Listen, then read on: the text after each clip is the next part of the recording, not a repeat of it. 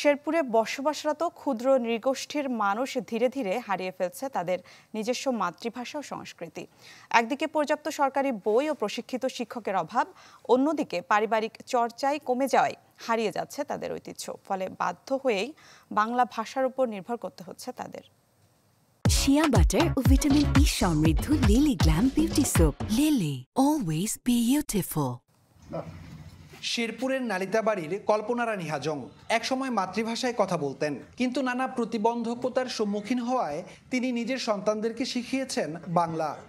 Office আদালতে গেলেও তারা ওই যে নেগলেক্ট করে, একজন মানে আদিবাসীদের চেহারা কেমন, তাদের চেহারা দেখেও তারা নেগলেক্ট করে, তারপরে সুর টেনে টেনে কথা বলে, এইভাবে করে। কল্পনা রানী হাজং এর গল্প শুধু তার একার নয়, শেরপুরে ক্ষুদ্র নৃগোষ্ঠীর সব সম্প্রদায়ের মানুষের অবস্থা একই।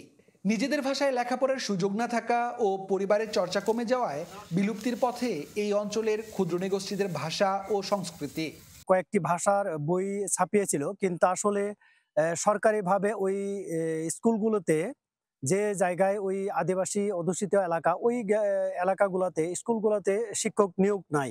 আমরা চাই প্রত্যেকটি আদিবাসী সম্প্রদায়ের তার ভাষা এবং সংস্কৃতি ধরে রাখবার জন্য সরকার সরাসরি পৃষ্ঠপোষকতা করুক।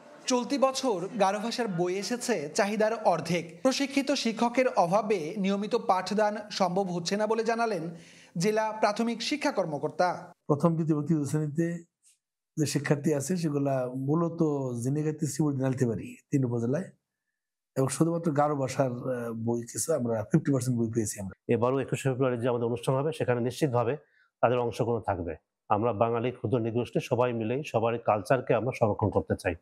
বাংলাদেশ পরিসংখ্যান ব্যুরোর এক জরিপ অনুযায়ী শেরপুর জেলায় গারো, কোচ, বর্মন, হাজং, ডালু, হদি, মসুর, মারমা, ম্রো, চাক ও মাহালি সহ 16টি ক্ষুদ্র জাতিগোষ্ঠীর প্রায় 21,000 মানুষের বাস। ইমরান হাসান রাব্বি, চ্যানেল 24, শেরপুর।